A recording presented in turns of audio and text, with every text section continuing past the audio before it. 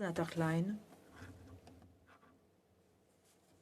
Honorable sénateur, je prends la parole pour appuyer le projet de loi C-226 parrainé par la sénatrice McCallum. Ce projet de loi propose d'obliger le ministre de l'Environnement à créer une stratégie nationale pour promouvoir les efforts visant à réparer les dommages causés par le racisme environnemental. C'est la deuxième fois que le Parlement tente d'adopter ce projet de loi après que son prédécesseur, le projet de loi C-230, fut mort au feuilleton à la fin de la 43e législature. J'espère qu'ensemble, nous parviendrons à faire franchir le fil d'arrivée de cette version du projet de loi. Je soutiens ce projet de loi parce que le racisme environnemental est une question que les gouvernements successifs n'ont pas abordée et parce qu'il est grand temps de s'attaquer à ce problème. Le projet de loi C-226 est un élément important de la réconciliation, non seulement avec les peuples autochtones, mais avec toutes les personnes qui ont vu leur terre ou leur eau empoisonnée, leur qualité de l'air dégradée et dont la vie a été mise à mal à cause de ce type de discrimination. Il n'y a pas de définition universelle de racisme environnemental, comme nous le savons du discours de la sénatrice McCallum. L'une des définitions se réfère de manière générale à la discrimination dans l'élaboration de politiques environnementales ou son manque, si je puis dire. Il peut s'agir de prendre des décisions sans tenir compte des communautés marginalisées pour l'implantation d'installations ou de laisser des polluants dangereux pour la vie subsister à des niveaux élevés dans des communautés principalement peuplées de groupes minoritaires ou d'exclure les voix minoritaires des postes de direction au sein du mouvement écologiste. Bien que les définitions diffèrent, le problème est simple. Le racisme est largement reconnu et compris, mais le concept de racisme environnemental est parfois remis en question. De quoi parle-t-on d'abord? Pendant des générations, les gouvernements et les sociétés civiles ont pris des décisions en matière d'environnement qui ont eu des effets négatifs disproportionnés sur les communautés racialisées et marginalisées. Souvent, ces décisions sont prises sans que les communautés concernées ne soient consultées. Il suffit de regarder le bilan du Canada en matière de politique environnementale pour conclure que le racisme environnemental est réel. Je partagerai quelques exemples dans quelques instants. Les sénateurs ont peut-être entendu une autre phrase qui peut prêter à confusion. Le changement climatique a un aspect racial. Il s'agit pourtant d'une question de bon sens si on considère que les pays industrialisés occidentaux ont bâti leurs économies en brûlant de manière disproportionnée des combustibles fossiles tout en causant des dommages disproportionnés aux régions les moins développées du monde. Lors de la COP26, la Conférence des Nations unies sur le changement climatique de 2021, des dirigeants africains ont affirmé que le continent aurait besoin d'un financement de 1 300 milliards de dollars au cours des 2 prochaines décennies pour assurer l'adaptation au changement climatique. Un rapport de la Fédération internationale des sociétés de la Croix-Rouge et du Croissant-Rouge indique que les catastrophes liées au climat et les phénomènes météorologiques extrêmes ont causé la mort de plus de 410 000 personnes, principalement dans des pays à faible revenu. L'un des plus grands défis que posent les discussions sur le racisme environnemental tient au fait qu'elle tend à être étroitement associée à l'emploi et au développement économique. Lorsque nous parlons de racisme environnemental, nous avons tendance à penser à des choses comme des papeteries, des usines de fabrication, des installations de traitement des déchets et des exploitations minières, tous des exemples d'entreprises qui peuvent avoir un impact important sur l'environnement et qui sont généralement situées loin des centres-villes. Ces installations emploient souvent de nombreuses personnes et soutiennent une activité économique importante dans tout le Canada. Souvent, les emplois que l'on trouve dans ce type d'installation sont bien rémunérés, offrent des avantages sociaux et permettent aux travailleurs de préparer leur retraite. Nous ne pouvons pas et ne devons pas négliger ces aspects. Pourtant, lorsque nous demandons au gouvernement de s'attaquer au racisme environnemental, cela signifie souvent qu'il doit avoir des conversations difficiles avec les entreprises qui emploient nos amis, nos familles et nos voisins. Il n'est pas facile pour les élus de décider de fermer une usine locale ou de dire à un grand employeur qu'il doit en faire plus pour répondre aux préoccupations environnementales. Il est encore plus difficile de dire à ces entreprises que leurs actions ont affecté de manière disproportionnée les personnes racialisées. Souvent, ces entreprises ripostent et les gouvernements reculent, préférant laisser perdurer le statu quo plutôt que de se battre pour ce qui est juste. C'est pourquoi j'appuie ce projet de loi, parce qu'il aidera le gouvernement fédéral à apporter un changement positif pour l'avenir, même si ça pourrait être difficile de le faire. Permettez-moi de vous donner quelques exemples de racisme environnemental au Canada. Je commencerai par une anecdote provenant de ma province natale. Comme vous le savez, le Canada rural est parsemé de petites villes. Le nord de la Saskatchewan n'est pas différent. Il s'agit d'un vaste espace peu peuplé, mais d'une grande beauté naturelle. De nombreux habitants du nord de la Saskatchewan sont des Autochtones et leur lien avec la terre est sacré.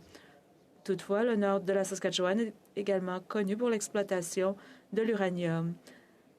En fait, le nord de la Saskatchewan abrite les plus grands gisements d'uranium du monde. L'extraction d'uranium peut avoir un impact sur l'environnement. Malheureusement, cet impact semble avoir touché de manière disproportionnée les peuples autochtones qui vivent sur ces terres depuis des temps immémoriaux. Uranium City est un exemple. Il s'agit d'une petite localité située en dessous de la frontière qui sépare la Saskatchewan des territoires du Nord-Ouest, sur le territoire traditionnel des Dene-Chipewyan. Comme son nom l'indique, Uranium City était autrefois un haut lieu d'exploitation minière de l'uranium et sa population a explosé dans les années 50. Pendant une courte période, la ville et d'autres villes similaires ont connu un essor considérable au fur et à mesure de l'exploitation des mines. Alors que les mines d'uranium étaient rentables, en fait, ces mines aujourd'hui n'existent plus vraiment. Alors que les mines d'uranium étaient rentables, les Dene et d'autres peuples autochtones n'ont souvent pas pu profiter de la prospérité économique créée par les mines. Non seulement étaient-ils victimes de racisme et de pratiques discriminatoires à l'embauche, mais ils étaient également exposés aux poussières radioactives et aux résidus dangereux créés par l'activité minière. De nombreux travailleurs autochtones n'ont pas été informés des dangers liés au travail sur les sites miniers et beaucoup sont morts d'un cancer ou ont connu d'autres problèmes de santé. Les exploitations minières près d'Uranium City ont fermé dans les années 80. Malheureusement, peu de choses ont été faites pour assainir les terres. L'assainissement des anciens sites miniers a pris des décennies et s'est enlisé dans des litiges juridiques. Pendant ce temps, les personnes qui ont travaillé dans et autour des mines ont connu des taux élevés de cancer du poumon et d'autres problèmes de santé après la fin de leur emploi. La voix des Dene locaux n'a pas été entendue lors de la construction des mines. Ils n'ont pas été entendus lorsque leur santé a commencé à se dégrader. Ils n'ont pas été entendus lorsque le gouvernement et les entreprises ont laissé les terres se dégrader après la fermeture des mines. Malheureusement, les mines d'uranium du nord du Canada ne sont pas le seul exemple de racisme environnemental dans notre pays. Aujourd'hui, ces mines présentent des problèmes de gouvernance et de responsabilité sociale. La plupart de ces mines et autres installations ne peuvent être déménagées et laisser une communauté derrière. Malgré tout cela, nous avons entendu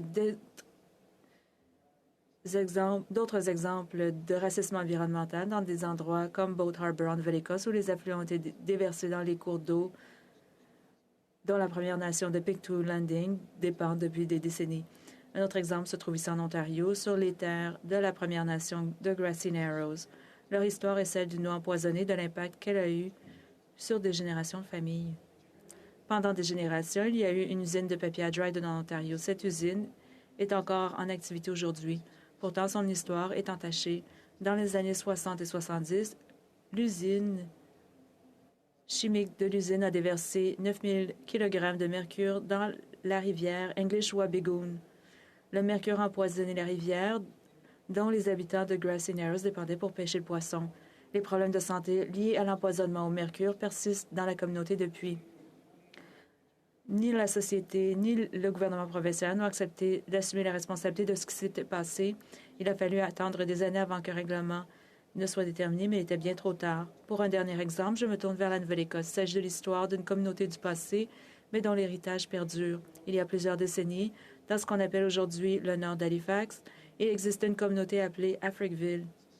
Il s'agissait d'une petite communauté de prédominance noire et les anciens résidents l'ont qualifié d'endroit heureux avec des liens communautaires dynamiques, comme une grande famille. Pourtant, la ville d'Halifax a maltraité cette communauté. Celle-ci a négligé de fournir à Africville des services qu'elle va offert à d'autres quartiers au fil des ans, tels que l'éclairage public, le ramassage des ordures et même la plomberie.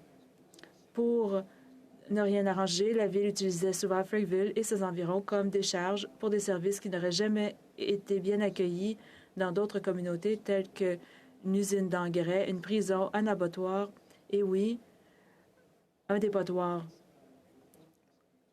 Tous situés près d'une communauté de 400 personnes, des personnes dont les voix ont été ignorées. Lorsque nous pensons au racisme environnemental, je ne pense pas qu'il faille penser à des choses comme des usines de papier ou des mines d'uranium, ni à l'activité économique que ces installations peuvent générer. Lorsque nous pensons au racisme environnemental, nous devrions penser aux hommes d'aînés qui ont travaillé dans ces mines, qui sont morts du cancer. Nous devrions penser aux grands-mères de la Première Nation de Grassy Narrows, qui craignent que l'empoisonnement au mercure qui a détruit leur santé n'affecte un jour celle de leur petite fille. Nous devrions penser à une petite communauté noire exploitée par sa ville et utilisée comme dépotoir. Voilà à quoi ressemble le racisme environnemental. C'est à eux que nous devrions penser lorsque nous examinons le projet de loi C-226. Une stratégie nationale serait utile de manière très spécifique. Tout d'abord, nous devons veiller à ce que les voix des communautés marginalisées soient entendues et incluses dans les processus décisionnels liés à l'environnement. Leur environnement. Ces communautés devraient avoir leur mot à dire sur ce qui se passe dans leur quartier. Grâce à une stratégie nationale, nous pouvons tirer des leçons des erreurs du passé et aller de l'avant de façon plus inclusive. Une stratégie nationale aidera à déterminer les étapes futures et les investissements ciblés nécessaires au développement durable des communautés marginalisées. Avec résilience, une stratégie nationale est un pas important vers la planification d'un avenir meilleur et vers la fin du racisme environnemental. Personnellement, je ne trouve pas grand-chose à redire à ce projet de loi. J'ai été surpris d'apprendre que le projet de loi n'avait pas fait l'objet d'un accord unanime dans l'autre endroit et j'aimerais donc répondre à certaines préoccupations qui ont été soulevées au cours du débat. Des questions ont été soulevées concernant l'efficacité de la création d'une autre stratégie nationale. Ça n'a rien à voir avec cela. Et d'autres ont souligné l'importance de reconnaître les différences régionales et de compétences provinciales. Je comprends ces critiques, mais je pense qu'un outil législatif tel qu'une stratégie nationale est nécessaire pour relever les défis auxquels sont confrontés ceux qui sont victimes de racisme environnemental. Bien que je comprenne les préoccupations qu'il s'agisse d'une autre stratégie nationale qui ajoute un élément au régime complexe de la politique environnementale au Canada, il est évident qu'une telle stratégie est nécessaire pour répondre aux problèmes rencontrés par les personnes racialisées. Elles ont autant le droit à un environnement sain que les autres Canadiens. Et à partir de 2023, ce droit leur est refusé. Lorsque nous voterons sur le projet de loi, j'espère que les sénateurs penseront aux communautés les plus touchées par le racisme environnemental.